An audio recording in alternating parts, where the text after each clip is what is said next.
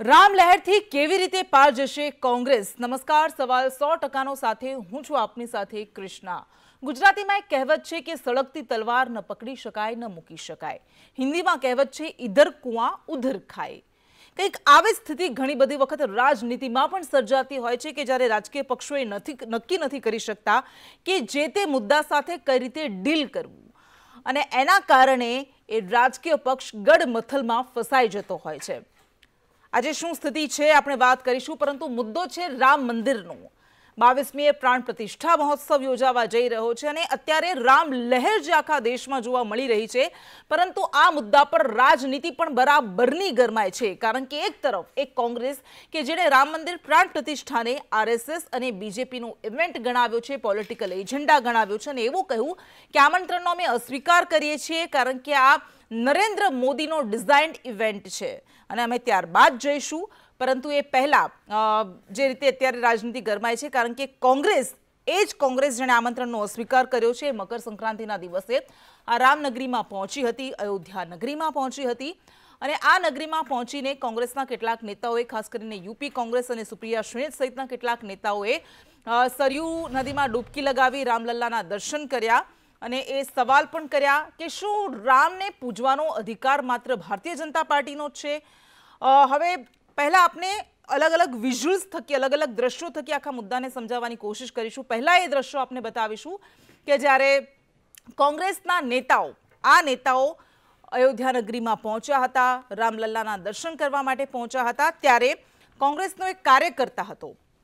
આ કોંગ્રેસનો કાર્યકર્તા જે કોંગ્રેસનો ઝંડો લઈને ત્યાં ફરતો હતો અને એ ઝંડો ત્યાં જ હાજર કેટલાક લોકોએ ફાડી લીધો, તેના હાથમાંથી છીનવી લીધો અને ત્યારબાદ એ ઝંડા પર પગ મૂકવાની કોશિશ કરી અને ત્યાં હાજર લોકો અને કોંગ્રેસના કાર્યકર્તા વચ્ચે ઘર્ષણ સર્જાયું હતું। ત્યાં જે જવાનો હાજર હતા એમણે મામલો થાળે પાડવાની કોશિશ કરી હતી અને જે આખો આપને મુદ્દો સમજાવ્યો કે કોંગ્રેસના કેટલાક નેતાઓ ત્યાં પહોંચ્યા અને એમણે એવું કહ્યું કે મકર સંક્રાંતિ એ પવિત્ર દિવસ છે અને ત્યાં જે રામલલ્લા છે તો શું એમની પ્રાણ પ્રતિષ્ઠા નથી થયેલી?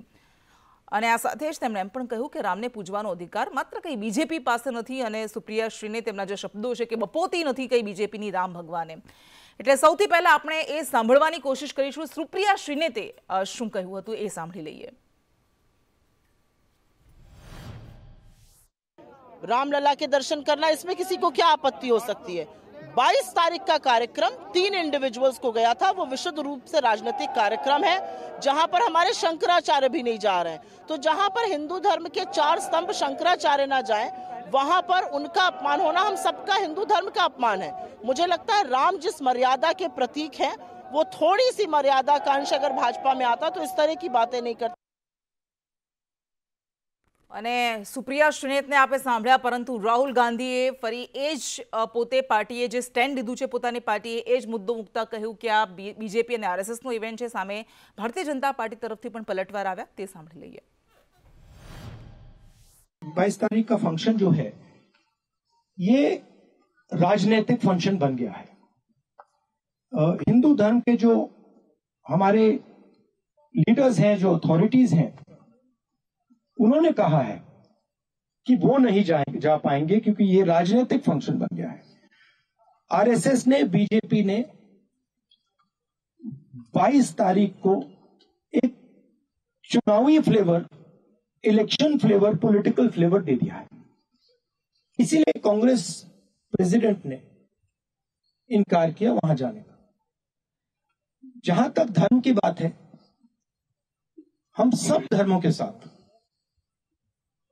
ये कहना चाहते हैं कि जो भी जाना चाहता है जा सकता है, कांग्रेस पार्टी से जा सकता है, but we can not be party to a political function. वो भी सोचे, उनके गुरु सैम पिट्रोडा ने भी कुछ ऐसे टिप्पणी किया था 5-6-7 दिन पहले। वो जो भी सोचे वो सोचे। हर भारतवासी के लिए, दक्षिण में या हो उत्तर में, पश्चिम, पूरब, हर भारतवासी के लिए राम मंदिर एक आस्था का इशू है।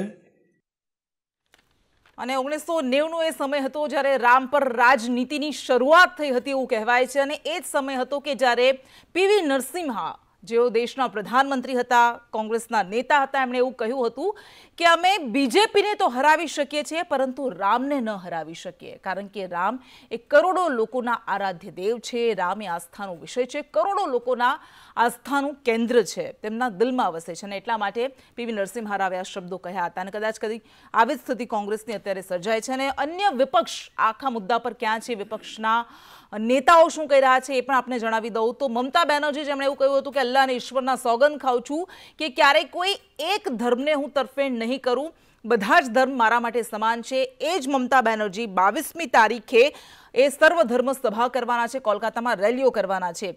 એ અખિલેશ યાદવ કે જેમણે આમંત્રણનો અસ્વીકાર કરતા ખૂબ રાજકીય શબ્દોમાં એમ કહેવાય કે વ્યવહાર કુશળ જવાબ આપતા કહ્યું કે અમે અભિભૂત થયા છીએ આમંત્રણથી, પરંતુ આ પ્રાણ પ્રતિષ્ઠા પછી સપરિવાર અમે દર્શન કરવા માટે જઈશું. બીજી બાજુ અરવિંદ કેજરીવાલ છે કે જેમને કોઈ ઔપચારિક આમંત્રણ નથી મળ્યું આ મહોત્સવમાં, આ સમારોહમાં હાજર રહેવાનું, પરંતુ આવતા સપ્તાહથી દિલ્હીની તમામ 70 વિધાનસભા બેઠકો પર તેઓ સુંદરકાંડના હનુમાન ચાલીસાના પાઠ કરવાના છે. એટલે આ આપ સમજી શકો છો કે રાજનીતિ રામ પર ન કરવી જોઈએ, ધર્મ પર ન કરવી જોઈએ, પરંતુ બધા જ પક્ષો, એ ભાજપ હોય, કોંગ્રેસ હોય કે પછી અન્ય પક્ષો હોય, બધા જ પક્ષો એ કામ કરતા જ હોય છે. ચર્ચા આપણે કરીશું અને ચર્ચામાં આપણી સાથે ભારતીય જનતા પાર્ટીમાંથી જયેશ વ્યાસ જોડાઈ ગયા છે. જયેશભાઈ, આપનું સ્વાગત છે. કારણ કે આજનો મુદ્દો જેમાં ભારતીય જનતા પાર્ટી પણ પલટવાર કરી રહી છે, ડૉક્ટર હેમાંગ વસાવડા કે જેઓ કોંગ્રેસના ઉપાધ્યક્ષ છે, તેઓ આપણી સાથે જોડાઈ ગયા છે. રાજકીય વિશ્લેષક જપન પાઠક આપણી સાથે જોડાઈ ગયા છે. તમામની સાથે આપણે ચર્ચા કરીશું અને આ અલગ અલગ જે અમે આપણે બતાવી રહ્યા છીએ કે કયા રાજકીય પક્ષે, કયા રાજકીય નેતાએ આખા મુદ્દા પર, રામ મંદિર પર, રામ લહેર પર શું કર્યું છે અને કઈ રીતે બેલેન્સ કરવાની કોશિશ કરવામાં આવશે.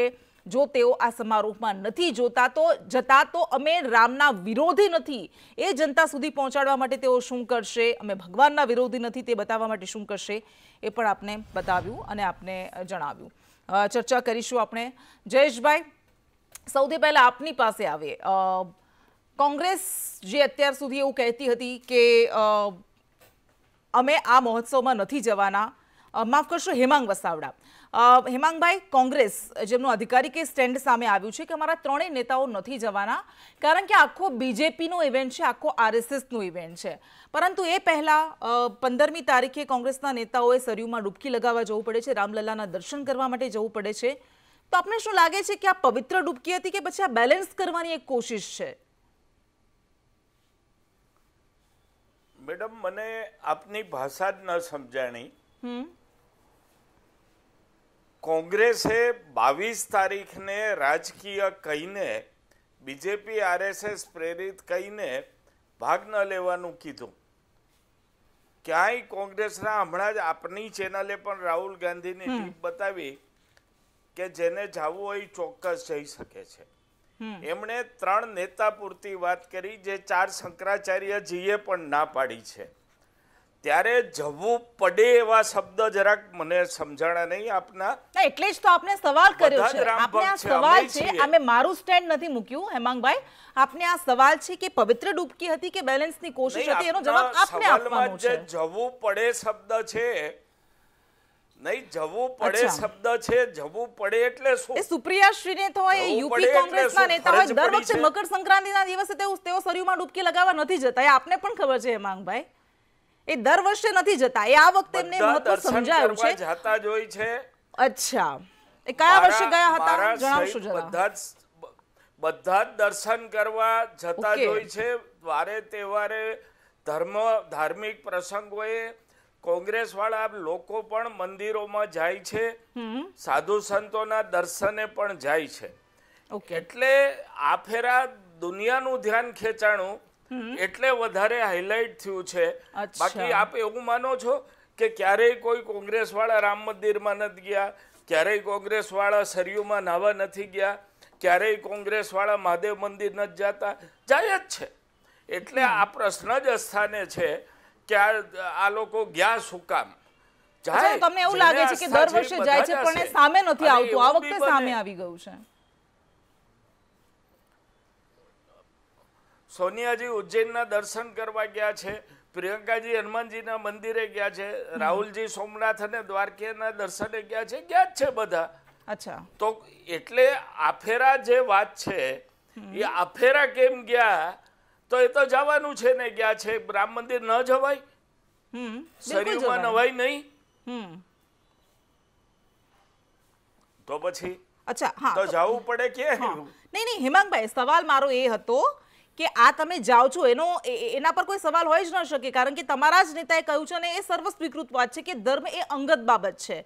કોઈ પણ વ્યક્તિ ધર્મમાં માનવું છે, નથી માનવું, કોને પૂજવા છે, કોને નથી પૂજવા, એનો અબાધિત અધિકાર જે તે વ્યક્તિનો હોઈ શકે છે. પરંતુ આપણે જ્યારે રાજનીતિ સાથે જોડવાની કોશિશ કરીએ છીએ, એટલા માટે સવાલ થઈ રહ્યો છે કે 22મીએ નથી જવાના, તો એના પહેલા તમે જે રીતે કહ્યું કે ત્યારબાદ પણ અમે જવાના છીએ અને આ પહેલા પણ અમે જઈ રહ્યા છીએ, તો આ શું એક મૂકવાની કોશિશ છે? આપનો એજન્ડા, આપની પાર્ટીનો શું એજન્ડા છે એ આપ મૂકશો અહીંયા? આપે એમ કીધું કે આપણે રાજનીતિ સાથે જોડી રહ્યા છીએ. આપણે એટલે કોણ?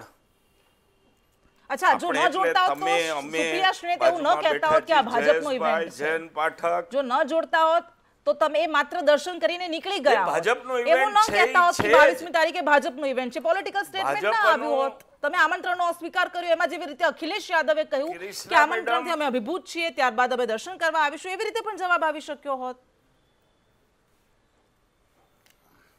હવે જેણે જે રીતે જવાબ આપ્યો એ એમનો વિષય થયો.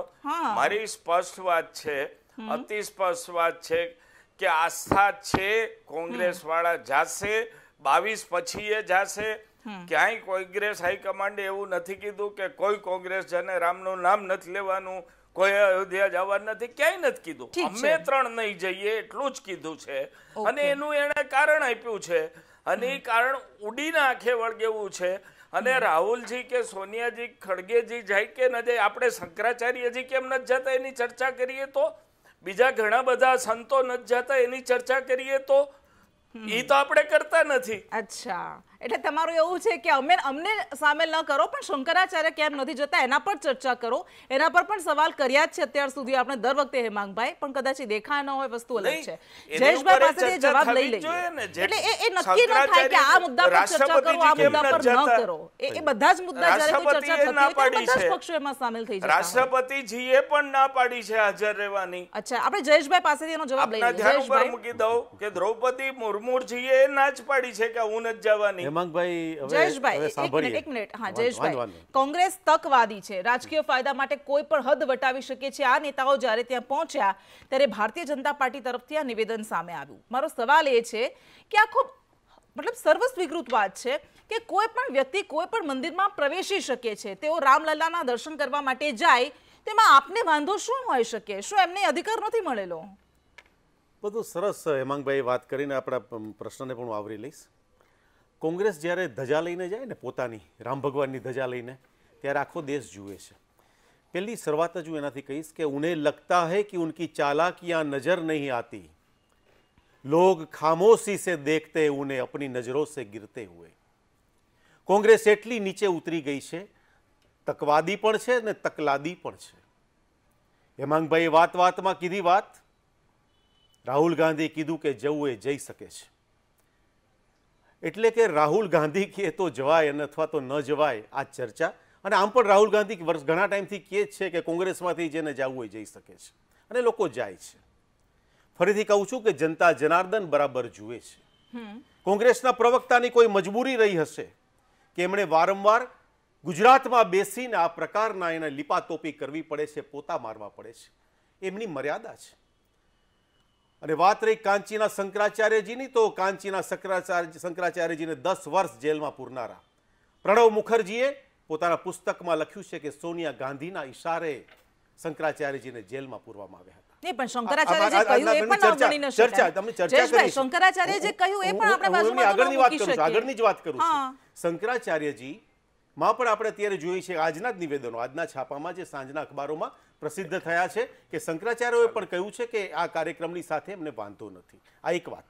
બીજી વાત કે શંકરાચાર્યજી ઇફતાર પાર્ટીમાં નથી જતા. શંકરાચાર્યજીને જેલમાં પૂરનારી કોંગ્રેસ આજે શંકરાચાર્યજીને એટલું માનતી હોય તો ઇફતાર પાર્ટીમાં એમાં પૂછી ન જાય છે. આ વાતને અત્યારે એક વિરામ આપીએ અમરીશ ડેર અને અર્જુન મોઢવાડિયા જેવા લોકો, ગુજરાતના જે નેતાઓ છે, એ પણ એક સ્પષ્ટ સુરે કહી રહ્યા છે કે રામ ભગવાનની વાતની અંદર રાજનીતિ ના આવવી જોઈએ. ઉત્તર પ્રદેશના જે લોકો ગયા હતા બેન, તમે સમજો, એમણે રાષ્ટ્રધ્વજ લઈને ન ગયા, રામનો ધ્વજ લઈને ન ગયા, કોંગ્રેસનો ધ્વજ લઈને ગયા, અને એમ કહે છે કે અમે રાજનીતિની વાત નથી કરતા.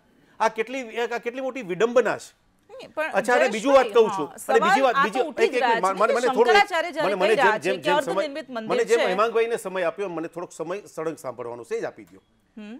ભારતીય જનતા પક્ષના પહેલા જ મેનિફેસ્ટોમાં, ભારતીય જનતા પક્ષનો જ્યારે એક બંધારણ બન્યું, જનસંઘથી લઈને ભારતીય જનતા પક્ષનું, અમે ફ્રોમ ડે 1 કહેતા આવીએ છીએ કે રામ મંદિર અમે ત્યાં બનાવીએ છીએ. કોંગ્રેસે ક્યારે કહ્યું? મને જવાબ આપે. કોંગ્રેસને હંમેશા રામના મંદિરના વિરોધ કરનારા તમે લોકો, અને કપિલ સિબ્બલે જે રીતે લડત લડી, છેલ્લી ચૂંટણીઓમાં પણ ચુકાદો ના આવે, મોડો આવે, કેસ આગળ ન ચાલે, તેના માટે જે કાવા દાવા કર્યા, અને રામ હતા જ નહીં કહેનારા તમે. અને આગળ મારે પૂછવું છે કે કોઠારી બંધુઓને જ્યારે ગોળી વાગી અને ત્યારના સમયની અંદર જે પ્રકારે, એ પછીના સમયની અંદર પણ કોંગ્રેસે જે સ્ટેન્ડ લીધું, એટલે જનતા જનાર્દન જાણે છે. અને હા, ભારતીય જનતા પક્ષ એ ભારતની જનતા સાથે જોડાયેલો પક્ષ. આનો જવાબ લઈશું આપણે. ઠીક છે, આપણી પાસે સમય ઓછો છે, બધાને આવરી લઈ શકીએ. આનો જવાબ આપણે હેમાંગભાઈ પાસેથી લઈશું. આપના જે પણ આરોપો છે એનો પણ જપનભાઈ પાસે આરોપો તો એની પાસે છે, પણ અત્યારના એ લાજવાની બદલે ગાજવાની જે વાત કરે છે, જનતાને વિમુખ કરવાની વાત છે. અમારે જો હકીકત છે કે રામ મંદિરને રાજનીતિ સાથે ન જોડવું જોઈએ, પણ કયો એવો પક્ષ છે કે જે રામ મંદિરને રાજનીતિ સાથે નથી જોડતો? એમાં આપ પણ બાકાત નથી. એટલે જપનભાઈ પાસે આપણે જઈએ. જપનભાઈ, શું આપને લાગે છે કે આખો મુદ્દો એવો છે, જેમ શરૂઆતમાં કહી કે સળગતી તલવાર ન મૂકી શકાય, ન પકડી શકાય, શું આપને લાગે છે કે આ મુદ્દા પર કોંગ્રેસ catch-22 સિચ્યુએશનમાં ફસાઈ ગઈ છે? ના, એમાં કોઈ પ્રશ્ન જ નથી કૃષ્ણ. બધાનું ઓબ્ઝર્વેશન આ જ છે, કોંગ્રેસ સ્વાભાવિક રીતે ન સ્વીકારે, પણ કેટલીક ચીજો આવતીકાલના છાપામાં છપાય એના માટે હોય છે, કેટલીક ચીજો કંઈક પુસ્તકમાં છપાય એના માટે હોય છે, કેટલીક ચીજો ઇતિહાસ બની જતી હોય છે. સોમનાથ મંદિરનું આપણે પ્રકરણ જાણીએ છીએ કે જવાહરલાલ નહેરુએ રાજેન્દ્ર પ્રસાદ ના જાય એ માટે તમામ પ્રયત્નો કર્યા હતા. આપણે જામ સાહેબ સાથે વાકડ્યા હતા કે વિદેશથી તમે કેમ બધી નદીઓના જળ મોકલાવો છો. એની સાથે સાથે ત્યારના કમ્યુનિકેશન મિનિસ્ટરને કહેલું કે રેડિયોમાં ટોન ડાઉન કરો. આજે રાષ્ટ્રપતિ ગયા છે અને સોમનાથનું આજે થયું છે પ્રાણ પ્રતિષ્ઠા, આપણે જાણીએ છીએ, અને આજે પણ ઇતિહાસમાં એ વાતો યાદ થાય છે, અને એની ચર્ચા દર અઠવાડિયે, દર મહિને, દર વર્ષે કોઈક ને કોઈક પ્લેટફોર્મ પર થાય છે. એવી જ રીતે આ એક ઇતિહાસ રચાઈ રહ્યો છે, ઇતિહાસની ઘડી છે, રેનેસા મોમેન્ટ છે, અને ઇતિહાસ એ લખશે કે કોંગ્રેસ પાર્ટીના 3 શીર્ષસ્થ નેતાઓ, ઓપોઝિશનના લીડર, પાર્ટી પ્રેસિડેન્ટ અને સોનિયા ગાંધી, આ ત્રણેયને નિમંત્રણ મળ્યું હતું ને તેમણે ઇતિહાસ ક્યાંક લખશે કે તેઓ નતા આવ્યા, તેમણે નિમંત્રણ ડિક્લાઇન કર્યું હતું, ક્યાંક લખશે કે એમણે બોયકોટ કર્યો હતો આ સમારોહનો. અને વખતના વાજા વખતે વાગે. તમારા લગ્નનું નિમંત્રણ આજનું હોય તો આજે જ જાનમાં જઈને નાચવાનું હોય, બીજા દિવસે રસ્તા પર જઈને ના નાચી શકાય.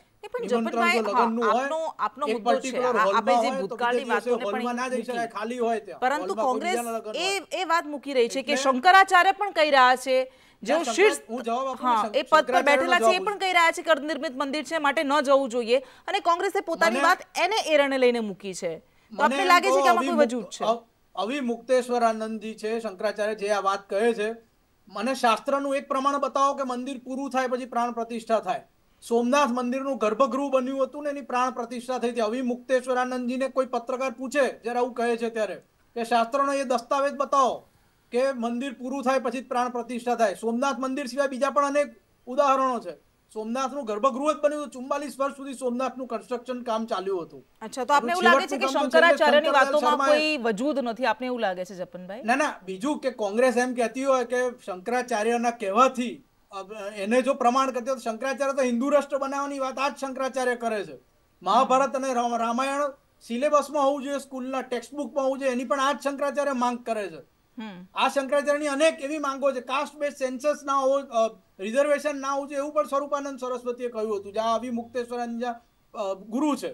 અને એમાં 2 શંકરાચાર્ય છે. અચ્છા, પણ આમાં તો એવું થઈ ગયું, કારણ કે આમાં તો સિલેક્ટિવ બધું થઈ ગયું, બંને પક્ષે સિલેક્ટિવ થઈ ગયું. જો કોંગ્રેસ એ વસ્તુ ન સ્વીકારતી હોય કે હિન્દુ રાષ્ટ્ર ન બનવું જોઈએ, તો પછી ભાજપ પણ એ નથી સ્વીકારતી ને કે અત્યારે અર્ધનિર્મિત મંદિરનું પ્રાણ પ્રતિષ્ઠા ન થવું જોઈએ. એટલે તો બંને બાજુથી એ વસ્તુ થઈ ગઈ. પેલો એમ કહે કે કોંગ્રેસ આવું નથી કરતી, પેલો એમ કહે ભાજપ આવું નથી કરતી. કોંગ્રેસ એમ કહે છે કે શંકરાચાર્યનો અમારો ફાઇનલ વર્ડ છે, તમે શક્તિસિંહ ગોયલની બાઇક ચલાવો, શંકરાચાર્ય કહ્યું અમારા માટે ફાઇનલ વર્ડ છે, તો ફાઇનલ વર્ડ તો શંકરાચાર્ય તો બીજી અનેક માંગણીઓ કરે છે, એમાં શું એમાં કોંગ્રેસ ફાઇનલ વર્ડ સ્વીકારશે? આ એક સગવડિયું સ્ટેન્ડ. હા હેમાંગભાઈ, સગવડિયું સ્ટેન્ડ છે એવું કહેવામાં આવી રહ્યું છે. જપનભાઈને પણ આપે સાંભળ્યા, જયેશભાઈને પણ આપે સાંભળ્યા, આપનો શું જવાબ? નહીં, એમણે જપનભાઈની વાત મેં સાંભળી. એમણે કોંગ્રેસનું નામ લીધું, પણ શંકરાચાર્યજી નથી રહેવાના 1004માંથી એક પણ, એ પણ ઇતિહાસમાં લખાશે. રાષ્ટ્રપતિજીએ ના પાડી, એ પણ ઇતિહાસમાં લખાશે. જ્યારે ઇતિહાસ લખાય ત્યારે બધું લખાય ને, 3 નામ થોડી લખાય, બધા લખાશે. હવે વાત આવી સગવડિયા ધર્મવાળી વાત આપે કરી. ક્યાંય ઓફિશિયલ કોંગ્રેસ સ્ટેટમેન્ટ સોનિયાજીનું, ખડગેજીનું, રાહુલ ગાંધીનું કોઈનાય સ્ટેટમેન્ટમાં શંકરાચાર્યજીને ટાંકવામાં આવ્યા નથી. હવે આપણે ટાંકીએ તો જુદી વાત છે. અને જયેશભાઈ ઇફતાર પાર્ટીની વાત કરી તો હું ફોટા આપું. ટાંકો તમે છો. હમણાં 4 દિવસ પહેલા જ મોદી સાહેબે ચાદર ચડાવી દરગાહ ઉપર.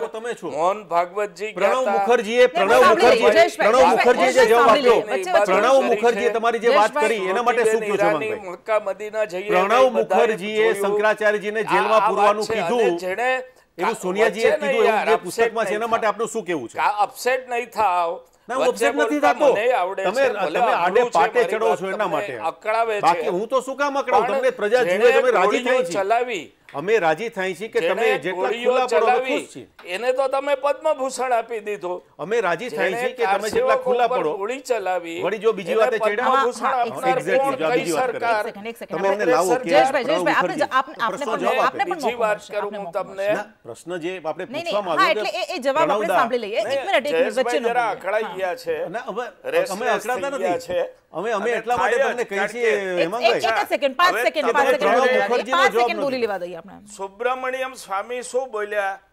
જો છેલ્લા હવે 2 દિવસથી હું તમને એ જ કહું છું, તમે જવાબ નથી દઈ શકતા. અરે ભાઈ, સુબ્રમણ્યમ સ્વામી આપના રાજ્યસભાના, આપના પક્ષના વરિષ્ઠ આગેવાન છે.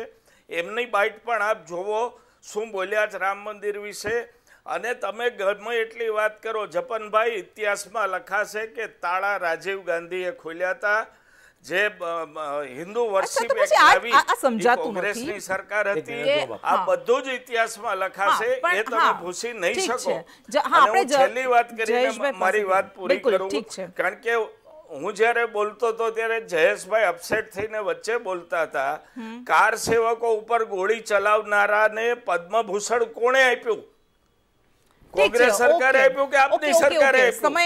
અને મંદિર ક્યાં બને? બાબરી પડી ત્યાં જ મંદિર બને છે કે ત્યાંથી 3 કિલોમીટર દૂર બને છે? એ પ્રશ્નનો જવાબ મારે જોઈએ. હા ઠીક છે, જવાબ લઈ લઈએ આપણે, તમે જે પણ કહ્યું એનું. જયેશભાઈ, આ તો આમાં એવું થઈ ગયું છે કે રામ મંદિર કોણે બનાવડાવ્યું? તો તમે કહેશો નરેન્દ્ર મોદીએ બનાવડાવ્યું. રામ મંદિરના તાળા કોણે તોડ્યા હતા? તો કહેશો કે કોંગ્રેસે તોડ્યા હતા, રાજીવ ગાંધીએ તોડ્યા હતા. રાજનીતિ કરતો કોણ નથી? એક જ મારે કહેવું છે, જે વાત કરે છે ને મિસકન્સેપ્શન, મિસગાઈડ કરવાની વાત વર્ષોથી કોંગ્રેસ કરે, એના માટે કંઈ નવું નથી, પ્રજા જાણે છે. અત્યારે અમારે એટલા માટે કંઈ કહેવાનો વિષય નથી રહેતો કે જનતા જનાર્દનને સતત આખી ટીમ આપણી સંદેશ ચેનલની જાય, આપણે સાથે જઈને પૂછ્યું કે આ કામ કોણે કરી રહ્યું છે. એવરી વન ટેલ, આપણે પ્રજામાં જ જવાની વાત છે, પ્રજા જાણે છે. એટલે એમાં કંઈ હેમાંગભાઈ નવું કે એનાથી બહુ ફેર નહીં પડે. પણ હું એટલું પૂછીશ કે ત્યાંના ડીએમએ જે તાળા જ્યારે ખુલ્યા, એ ડીએમ ઉપર શું વીતી? એટલે રાજીવ ગાંધીની ખોટી વાતું છે. એ ત્યાંના ડીએમએ જે તાળા ખોલાવ્યા એની ઉપર પછી કઈ રીતે એને પરેશાન કરવામાં આવ્યા છે એનો પણ ઇતિહાસ ઇતિહાસ લખાયેલો છે. હું બહુ ફેર છે, આ ઇતિહાસ લખાયેલો છે. એની શું સ્થિતિ થઈ હેમાંગભાઈ એ તમે જાણો છો. હું તમને થોડી વાર પછી બધી ડિટેલ મોકલી આપીશ. અને તમે તો અધરમ અધુરમના માણસ છો. અને આ કરીને પણ મારે એક જ નાનકડી વાત કરવી છે. કૃષ્ણ દવેની પંક્તિ બહુ સરસ છે. આ કવિ શું કહે છે ગુજરાતનો, આપણે એના માટે કે એમ કયો ને કે રામ નથી ફાવતા, કમળો થઈ ગયાનું તો એક જ છે દુઃખ, એ તો જોવે ત્યાં પીળું દેખાય, સદીઓથી વાવેલી ઉગે પ્રતીક્ષા, તો પાપણથી એને પોખાય, રોમ રોમ રમતા રામજીના ઉત્સવમાં જોના રોડા પધરાવતા, એમ કહી દો ને કે રામ નથી ફાવતા, રખે સબરીની આંખને ભીંજાવતા, એમ કયો ને કે આ રામ નથી ફાવતા. ઘરમાં એક જ પંક્તિ છે. ઘરમાં બંધાયો હોય માંડવોને, ફઈ અને ફુવાને જેમ પડે વાંકું, એમ જ પેરામણીની સાડીમાંથી એ તમે ગોતી કાઢો છો એક ફાંકું. પીઝા ને રોટલામાં શું છે તફાવત, કોઈ નથી તમને સમજાવતા. હેમાંગભાઈ એમ કહી દો ને કે રામ નથી ફાવતા. હું કોંગ્રેસને કહું છું, હેમાંગભાઈ તો વડીલ છે, પણ આ વિષય આ વિષય એટલા માટે છે કે સૌ લોકો જાણે છે આ સ્થિતિ શું છે. કોંગ્રેસ સેના જ્યારે શબ્દો ગમે તેવા હોય પણ ખોખલા શબ્દો છે એ પણ લોકો સમજે છે. છેલ્લી કમેન્ટ મમતા બેનર્જી કહી રહ્યા છે કે સર્વધર્મ સભા કરીશું. અરવિંદ કેજરીવાલ જેમને આમંત્રણ નથી મળ્યું એ સુંદરકાંડ કરવાના છે. અખિલેશ યાદવે કહ્યું કે સપરિવાર દર્શન કરવા માટે બાદમાં જઈશું. તો આપને શું લાગે છે કે ઇન્ડિયા ગઠબંધન આ આખા મુદ્દા પર એનું સ્ટેન્ડ આપને શું લાગી રહ્યું છે રાજકીય રીતે? મને પૂછ્યું છે. હા બિલકુલ જપનભાઈ. હા ના, જો આ રામ મંદિરમાં બધા દર્શન કરવા જવું જ પડશે. ઇટ્સ અ પોલિટિકલ કમ્પલ્ઝન આ રાજનેતાઓ માટે. પાછળથી જશે, મને એવું લાગે છે ચૂંટણી પહેલા જશે. પરંતુ આ જે ઉદ્ઘાટન સમારંભમાં નથી આવ્યા, જેમણે આમંત્રણ ડિક્લાઇન કર્યા છે, એ વાત તો લોકોના મનમાં છેક સુધી રહેશે. મને લાગે છે કે આ વિવાદનું કેન્દ્ર જ ના બનવો જોઈએ આ ઇસ્યુ. આખો દેશ અત્યારે પૂરા હર્ષમાં છે. આ વિવાદનો ઇસ્યુ બનવો જ ના જોઈએ. જેણે આનો વિવાદનો ઇસ્યુ બનાવ્યો છે આમંત્રણ ડિક્લાઇન કરીને વગેરે કરીને, એ મને લાગે છે એને લોકો યાદ રાખશે. પાછળથી દર્શનમાં જશે તો પણ આ વાત ભૂલાશે નહીં. ઓકે હા ઠીક છે. ઠીક છે, આપણી પાસે સમયનો અભાવ છે, એટલા માટે આપ તમામ અમારી સાથે જોડાયા. આપનો ખૂબ ખૂબ આભાર.